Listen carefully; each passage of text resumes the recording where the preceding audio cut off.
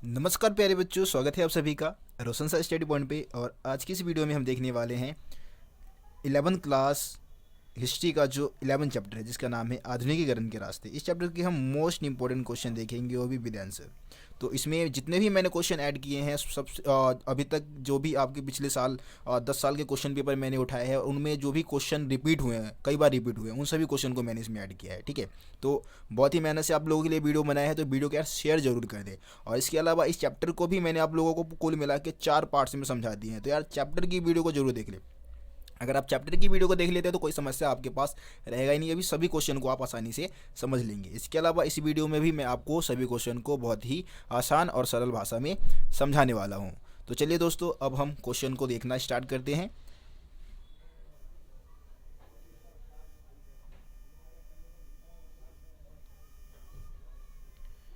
सुकाशी, जो हमारे यहाँ पे पहला क्वेश्चन दिया गया है वो है चीन की भौगोलिक विशेषताओं का वर्णन कीजिए। यहाँ पे आपको चाइना का भूगोल बताना है। तो देखिए, किसी भी जगह की जब हम भौगोलिक विशेषता की बात करते हैं तो हम वहाँ के मृदा की बात करते हैं, वहाँ के जलवायु की बात करते हैं, वहाँ के नदियों की बात करते हैं ना, वहाँ के पहाड़ी इलाकों की बात करते हैं। ये सब वहाँ के भूगोल में आ जाते हैं। तो देखिए, चाइना जो है एक विशालकाय महाद्वीपीय देश है। ठीक है, और यहाँ पे अनेक प्रकार की जलवायु पाई जाती है। बहुत बड़ा देश है, एक विशालकाय देश है, और यहाँ पे अनेक प्रकार की जलवायु पाई जाती है। अगर यहाँ की हम नदियों की बात करें तो यहाँ पे 3 प्रकार की प्रमुख नदी है, 3 नदी है प्रमुख। एक तो पीली नदी है, दूसरी यांगत्से नदी है, और तीसरा जो है पर्ल नदी है। इसमें से यांगत्से जो नदी है ना, वो दुनिया की तीसरी सबसे लंबी नदी है। ये चीज़ आप याद रखिए। देश का बहुत बड़ा हिस्सा क्या है, पहाड़ी है, पहाड़ों से घिरा हुआ है देश ज़्यादातर हिस्सा। ठीक है, इसके अलावा हान की बात करें, हान यहाँ की सबसे प्रमुख जनजातीय समूह है।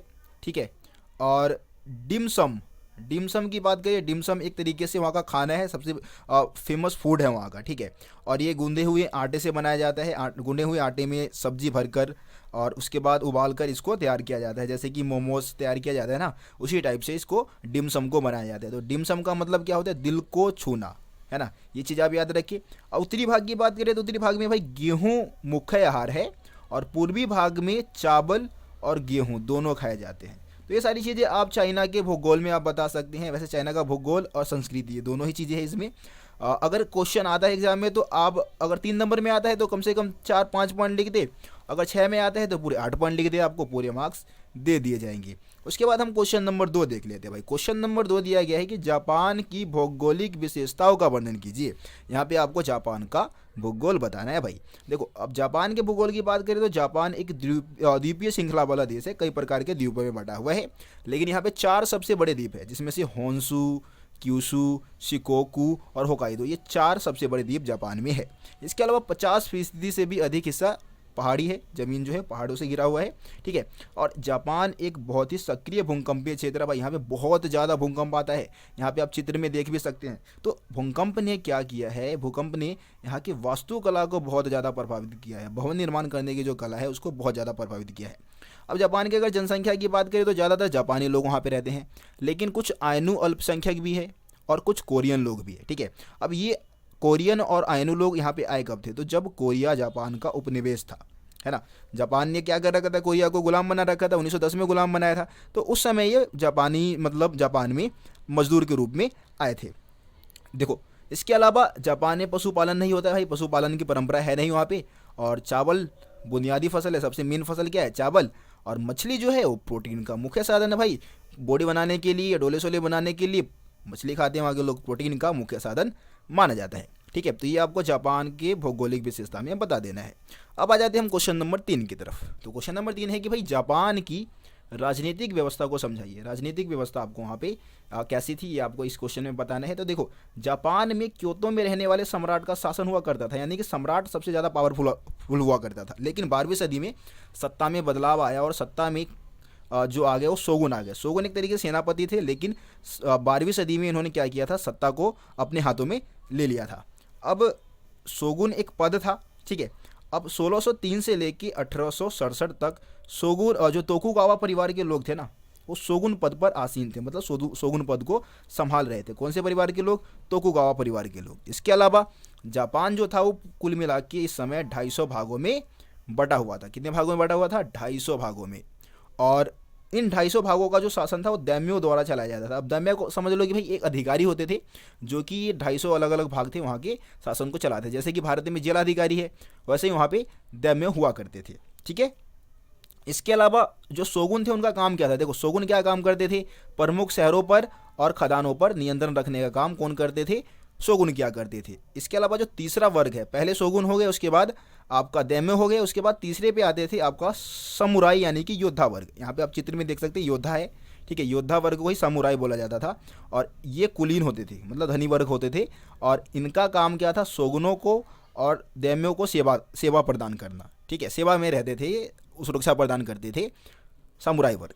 तो ये आपको जापान की राजनीतिक व्यवस्था में बता देनी है। मैं उम्मीद करता हूँ आपको जापान की राजनीतिक व्यवस्था भी समझ में आ गया होगा। अब हम बात करेंगे 16वीं सदी की। देखो 16वीं सदी में जापान की जो सरकार थी उसने जापान के विकास के लिए कुछ कदम उठाए थे, उसको हम समझ लेते हैं। सबसे पहले देखो 16वीं सदी में जापान की सरकार ने जापान के विकास के लिए जो कदम उठाए थे उसमें सबसे पहले भाई किसानों से हथियार छीन लिया। अब क्या था कि 16वीं सदी से पहले ना यार किसान भी हथियार रखते थे अपने पास, और हथियार होने का फ़ायदा उठाते थे, छोटी मोटी लड़ाई हो गई बस डाल दिया चाकू। ठीक है, तो इससे क्या था कि भाई हिंसा बहुत ज़्यादा होता था, मार काट बहुत ज़्यादा होता था। हिंसा को ख़त्म करने के लिए जापान की सरकार ने क्या किया, किसानों से हथियार ले लिया। अब हथियार रखने का अधिकार सिर्फ समुराई वर्ग को था, यानी कि योद्धा वर्ग को था, योद्धा वर्ग ही हथियार रख सकते थे। ठीक है, ये चीज़ समझ गए हम। इसके अलावा दैम्यों को कहा गया, दैम्य यानी कि आपको पता है विशेष अधिकारी है, दैम्यों को कहा गया कि भाई तुम अपने राजधानी में रहो, राजधानी में रहने के आदेश दिए गए, और उनको काफ़ी ज़्यादा स्वायत्तता भी प्रदान की गई। स्वायत्तता मतलब कि अधिकार वगैरह भी दिए गए ताकि वो और ज़्यादा पावरफुल हो सके। इसके अलावा मालिकों और करदाताओं का निर्धारण करने के लिए, यानी कि ज़मीन का मालिक कौन है इस बात का पता लगाने के लिए, और कर किस किस को देना है इस बात का पता लगाने के लिए ज़मीन का सर्वेक्षण करवाया सरकार ने। ज़मीन के बारे में जानकारी जुटाई, उत्पादकता के आधार पर ज़मीन को अलग अलग वर्गों में बांटना शुरू कर दिया ताकि क्या हो सके, ज़्यादा से ज़्यादा टैक्स वसूला जा सके, टैक्स मिल सके। तो इसलिए ये कदम उठाए गए थे। 3 कदम 16वीं सदी में जापान के विकास के लिए उठाए गए थे। किसानों से हथियार छीन लिया गया था, हथियार केवल समुराई वर्ग ही रख सकता था। दैम्यों को अपनी राजधानी में रहने के लिए कहा गया, और इसके अलावा भूमि का सर्वेक्षण करके कर को बढ़ाने की कोशिश की गई। ठीक है, तो ये पॉइंट्स आपको बता देने हैं। उसके बाद हम क्वेश्चन नंबर 5 देख लेते हैं। अब देखिए क्वेश्चन नंबर 5 जो है ये आपका 6 मार्क्स में क्वेश्चन आने वाला है भाई। मैं आपको बता दूं पहले यही जो 6 मार्क्स के जो क्वेश्चन है ना पहले 8 मार्क्स में आया करते थे, लेकिन अब इसको 6 मार्क्स में कन्वर्ट करके आपसे पूछा जाएगा। तो इसमें है कि भाई मेजी पुनर्स्थापना से आप क्या समझते हैं। ठीक है, मेजी पुनर्स्थापना से आप समझते क्या है, मेजी पुनर्स्थापना है क्या, और मेजी के समय काल में जापान की अर्थव्यवस्था का आधुनिकीकरण कैसे हुआ। तो ये क्वेश्चन 3 नंबर में भी आ सकता है, 6 में भी आ सकता है भाई। अब देखो अगर 3 नंबर में आएगा तो सिर्फ मेजियों ने अर्थव्यवस्था के आधुनिकीकरण के लिए कौन कौन से कदम उठाए थे सिर्फ ये पूछा जाएगा। यहाँ पे आपसे अगर 6 नंबर में आएगा तो मेजी पुनर्स्थापना भी पूछेंगे, और इन्होंने अर्थव्यवस्था के आधुनिकीकरण के लिए जो कदम उठाए थे वो भी पूछेंगे। तो सबसे पहले हम समझ लेते हैं भाई मेजी पुनर्स्थापना है क्या। देखो मैंने आपको पहले बता दिया कि भाई शोगुनों ने क्या किया था, सत्ता 12वीं सदी में सत्ता पे कायम हो गए थे, और ये शोगुन जो थे वो लगभग 1867 से 68 में इनको सत्ता से हटा दिया गया, और इनके जगह पे कुछ नए अधिकारी और सलाहकार उभर के सामने आए। ठीक है, जब शोगुनों को सत्ता से हटाया गया तो कुछ नए अधिकारी और सलाहकार सामने आए, और ये क्या करते थे, जो सम्राट है ना, सम्राट के नाम पे क्या करते थे, शासन चलाते थे। ठीक है, इससे क्या हुआ कि भाई जो सम्राट है वो सबसे ऊपर हो गया, अब सम्राट की गद्दी। अब जो शोगुन थे उन्होंने सम्राट के पद को तो ख़त्म कर दिया था, लेकिन मेजियो ने सम्राट के पद को दोबारा से स्थापित किया, और ये जो बदलाव आया ना जापान में इसी को मेजी पुनर्स्थापना कहा जाता है। सिंपल शब्दों में आप बोल दे कि जब शोगुनों को सत्ता से हटाया गया 1867 से 68 के बीच में, तो उसके जगह पे जो नए सलाहकार और जो अधिकारी आए वो सम्राट के नाम पे शासन चलाते थे, और ये जो बदलाव हुआ ना जापान में इसी को मेजी पुनर्स्थापना कहा जाता है। अब मेजियो ने क्या किया था, मेजियो ने भाई जापान की अर्थव्यवस्था के आधुनिकीकरण के लिए कुछ विशेष किस्म के कदम उठाए थे जापान की अर्थव्यवस्था के विकास के लिए। सबसे पहले उन्होंने क्या किया भाई, कृषि पर कर लगाया। अब कृषि पर भाई कर इसलिए लगाया ताकि कर इकट्ठा करके वो क्या कर सके, देश के विकास में पैसे खर्च कर सके, तो कृषि पर कर लगाया सबसे पहली बात। इसके अलावा रेलवे लाइन का विस्तार भी करवाया। 1870 से 72 की बात की जा रही है, 1870 से 72 में टोक्यो से योकोहामा बंदरगाह के बीच में जापान की पहली रेल लाइन बिछाई गई थी। इसके अलावा एक और चीज़ की भाई वस्त्र उद्योग के लिए मशीनों का आयात किया गया। जो कपड़े वगैरह की जो फैक्ट्री थी ना, उनको चलाने के लिए मशीनों को दूसरे देशों से मंगाया गया था। इसके अलावा मजदूरों के प्रशिक्षण के लिए विश्वविद्यालय तथा स्कूलों में पढ़ाने के लिए विदेशी कारीगरों को बुलाया गया। मजदूरों को ट्रेनिंग दिलवाने के लिए विदेशों से कारीगरों को बुलाया गया था, ताकि जो जापान के मजदूर हैं उनको ट्रेनिंग दिया जा सके। इसके अलावा जापान के विद्यार्थियों को भाई विदेशों में पढ़ने के लिए भेजा गया, ताकि वो वहाँ से दूसरे देशों से नॉलेज लेकर आए और जापान के विकास में सहायता करी। इसके अलावा 1872 में आधुनिक बैंकिंग व्यवस्था की स्थापना की गई। बहुत सारे नए नए बैंक स्थापित किए गए थे।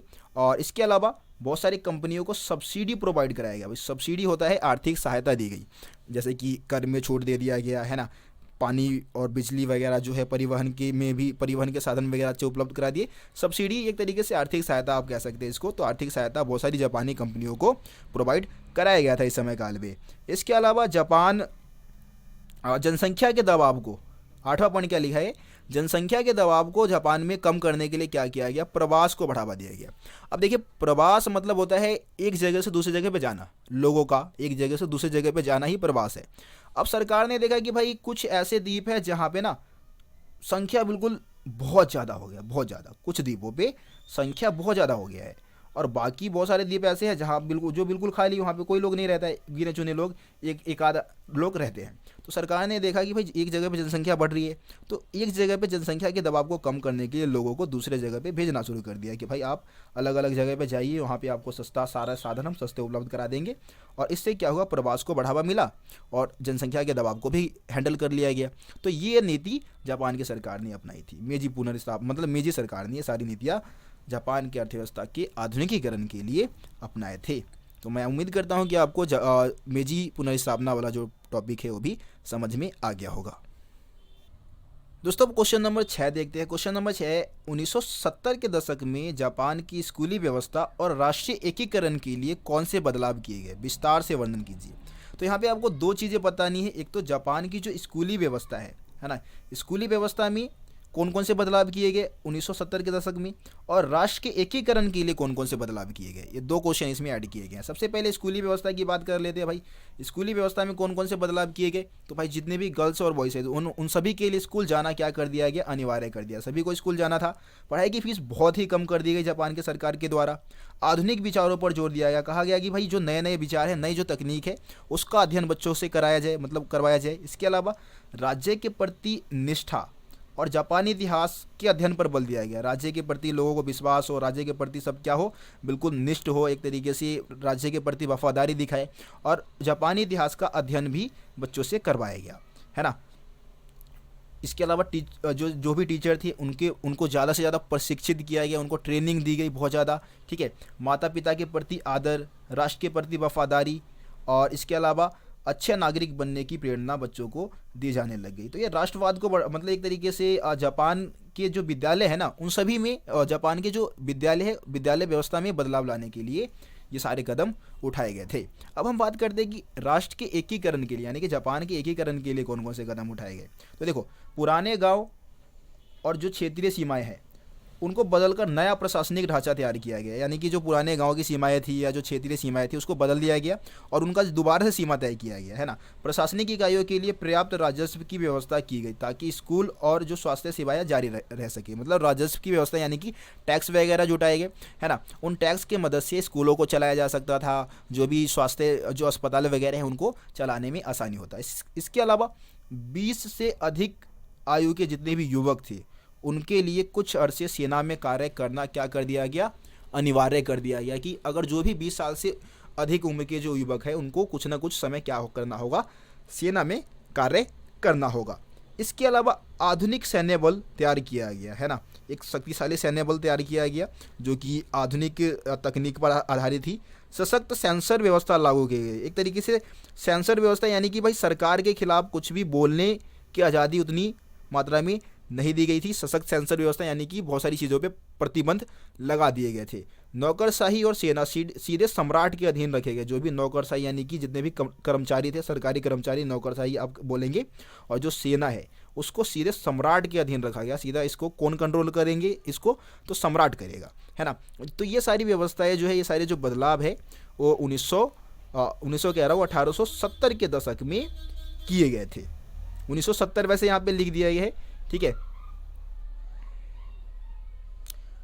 1870 होना चाहिए मेरे हिसाब से, 1970 नहीं 1870 होना चाहिए, ठीक है। तो एक बार इसको आप डेट एक बार देख ले, मेरे हिसाब से तो 1870 होना चाहिए। आगे बढ़ते हैं। सन यात सेन कौन थे? क्वेश्चन नंबर 7 है हमारे। सन यात सेन कौन थे? इनके द्वारा दिए गए 3 सिद्धांत का वर्णन कीजिए। अब देखिए, सन यात सेन की बात करें तो भाई सन यात सेन जो चीन है, चीन के एक प्रमुख लीडर माने जाते हैं। इन्होंने क्या किया था, 1911 में चाइना के मांचू वंश को ख़त्म किया था, ठीक है। और इसके अलावा गणतंत्र की स्थापना चाइना में इन्होंने ही की थी। सन यात सेन को आधुनिक चीन का संस्थापक भी माना जाता है, ठीक है। आधुनिक चाइना की स्थापना इन्होंने की थी। ये एक गरीब परिवार से थे और उन्होंने डॉक्टरी की पढ़ाई भी कर रखी थी, लेकिन चाइना के भविष्य को लेकर बहुत ही ज़्यादा चिंतित थे, ठीक है। तो ये आप सन यात सेन के बारे में बता दी। आपको पता सन यात सेन ने 3 सिद्धांत दिए थे, उनके 3 सिद्धांत बहुत ज़्यादा फेमस है और भाई बहुत ज़्यादा इंपॉर्टेंट क्वेश्चन है। अब इनके हम 3 सिद्धांत को देख लेते हैं, कौन से 3 सिद्धांत इन्होंने दिए थे। सबसे पहले है राष्ट्रवाद। अब ऐसे राष्ट्रवाद का मतलब होता है देश के प्रति प्रेम भावना दिखाना, है ना, लेकिन इनके लिए राष्ट्रवाद का मतलब था मांचू वंश को सत्ता से हटाना। इनके मतलब मांचू वंश को चाइना में एक विदेशी वंश माना जाता था, जो कि काफ़ी लंबे समय से चाइना पर शासन कर रही थी। तो जो सन यात सेन है वो चाहते थे कि मांचू वंश को सत्ता से हटा दिया जाए। किसके अंतर्गत? राष्ट्रवाद के अंतर्गत, है ना। तो राष्ट्रवाद का मतलब क्या हो गया? मांचू वंश को सत्ता से हटाना। दूसरा है गणतंत्र। गणतंत्र यानी कि गणतांत्रिक सरकार की स्थापना करना चाहते थे, एक लोकतांत्रिक सरकार बनाना चाहते थे। और तीसरा है समाजवाद। समाजवाद यानी कि वही भेदभाव जो भी है चाइना में, उसको क्या करना है, हमेशा के लिए ख़त्म करना है। तो ये 3 सिद्धांत जो हमारे सन यात सेन जी है उन्होंने दिए थे, ठीक है। उसके बाद हम क्वेश्चन नंबर 8 देख लेते हैं। क्वेश्चन नंबर 8 दिया गया है, चीन में प्रचलित कन्फ्यूशियसवादी विचारधारा का वर्णन कीजिए। अब कन्फ्यूशियसवाद जो विचारधारा है चाइना की एक प्रमुख विचारधारा मानी जाती है।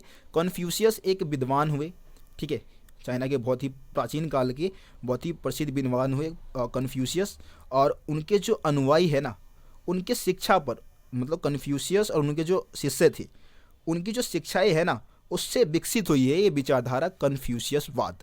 अब इसकी विशेषता क्या है भाई? कन्फ्यूशियसवाद की विशेषता क्या है कि दूसरे के साथ अच्छा व्यवहार करना है अपने को, है ना, दूसरे के साथ कैसा व्यवहार करना है? अच्छा व्यवहार करना है। व्यवहारिक समझदारी रखनी है हमें, जो हमारे पास जो समझदारी है ना वो व्यवहारिक होना चाहिए। ऐसा नहीं कि भाई समझदारी रख रहे लेकिन उसका इस्तेमाल नहीं कर रहे, व्यवहारिक समझदारी होना चाहिए। उचित सामाजिक संबंध को बढ़ावा देना चाहिए हमें, मतलब उचित दूसरे लोगों के साथ अच्छे सामाजिक संबंध हमें बनाना चाहिए। ये कन्फ्यूशियसवादी विचारधारा की विशेषताएं हैं। मैं उम्मीद करता हूँ आपको ये भी समझ में आ गया होगा। आगे बढ़ते हैं, अब ताइवान की बात कर लेते हैं भाई। ताइवान में का लोकतंत्र में रूपांतरण एक नाटकीय मोड़ रहा कैसे, मतलब लोकतंत्र की स्थापना कैसे हुई ताइवान में, पूरी यही कहानी यहाँ पे बताने की कोशिश की जा रही है, ठीक है। तो आपको पता है कि भाई ताइवान की जो कहानी है, आप लोगों ने अगर चैप्टर की वीडियो को देख लिया होगा तो मैंने आपको बताया भी था कि जो चियांग काई शेक है, चाइना के प्रमुख लीडर थे कुओमिंतांग। आपको पता है जब सन यात सेन की मृत्यु हुई थी तो कुओमिंतांग के जो लीडर बने थे वो चियांग काई शेक ही बने थे, और 1949 में वो भाग गए थे ताइवान चाइना से, क्योंकि जो चीनी कम्युनिस्ट पार्टी है ना, उसके जो लीडर थे माओ त्से-तुंग, माओ के नेतृत्व में क्या हुआ था, वहाँ पे गृह युद्ध स्टार्ट हो गया था, और गृह युद्ध में जितने भी कुओमिंतांग के जो लीडर थे ना उनको मारा जा रहा था। तो ये अपना जान बचा के दुम दबा के भाग गए, कहाँ? ताइवान भाग गए 1949 में, है ना, और वहाँ पे जाके उन्होंने चीनी गणतंत्र की स्थापना की।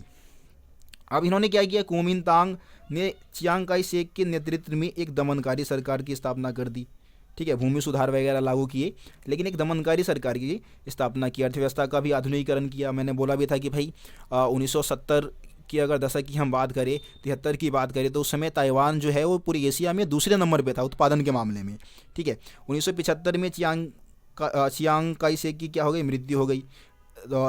उनकी मृत्यु के बाद क्या हुआ, धीरे धीरे लोकतंत्र में जो रूपांतरण है ताइवान का वो आरंभ हो गया।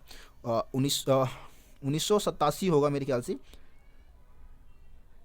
ये 1887 दे दिया है, 1987 होगा। 1987 में वहाँ से क्या किया गया, फौजी कानून को हटा दिया गया। विरोधी दलों के गठन की इजाज़त दे दी गई कि मतलब जो भी दूसरे जो विपक्षी दल है उसका भी गठन हो सकता था। और इसके अलावा स्वतंत्र मतदान द्वारा ताइवान और जो जितने भी ताइवान के लोग थे उनको सत्ता सौंप दी गई, ठीक है। 1987 के आसपास, डेट ये गलत दिया है भाई, 1987 होगा, 1887 नहीं। तो जितने भी ताइवानी लोग थे उनको जो भी मतलब सत्ता है वो सौंप दिया गया एक तरीके से। अब ताइवानी क्या करते थे, वोट देके अपनी जो लीडर है उसको चुना करते थे। ठीक है, तो ये सारी चीज़ें आपको ताइवान के बारे में बताना है। ये 9 क्वेश्चन इसमें मैंने ऐड किए थे। मैं उम्मीद करता हूँ कि ये सभी क्वेश्चन आपको समझ में आ गया होगा। भाई किसी भी क्वेश्चन में दिक्कत है आप कमेंट में मेरे को बता सकते हैं। इसका पीडीएफ भी मैं कोशिश करूँगा आपको टेलीग्राम पे प्रोवाइड करा दूँ, तो टेलीग्राम को यार जरूर ज्वाइन कर लो आप। ठीक है, टेलीग्राम पे ये सारे पीडीएफ मतलब जितनी भी पीडीएफ है वो आपको टेलीग्राम पे ही प्रोवाइड कराया जाएगा। इसके अलावा वीडियो को यार ज़्यादा से ज़्यादा शेयर करो। आप लोगों के लिए इतना ज़्यादा मेहनत करता हूँ, मेहनत से वीडियोज़ बनाता हूँ, लेकिन आप लोग मेरी मेहनत की जरा भी कद्र नहीं करते हो। वीडियो को आप लोग शेयर नहीं करते हो, तो यार शेयर करो, दबा के शेयर करो, इतना ज़्यादा शेयर करो कि वीडियो हो जाए वायरल। ठीक है, चलो मिलते हैं फिर आप लोगों से अगली वीडियो में। तब तक के लिए जय हिंद, जय भारत, अपना ख्याल रखें।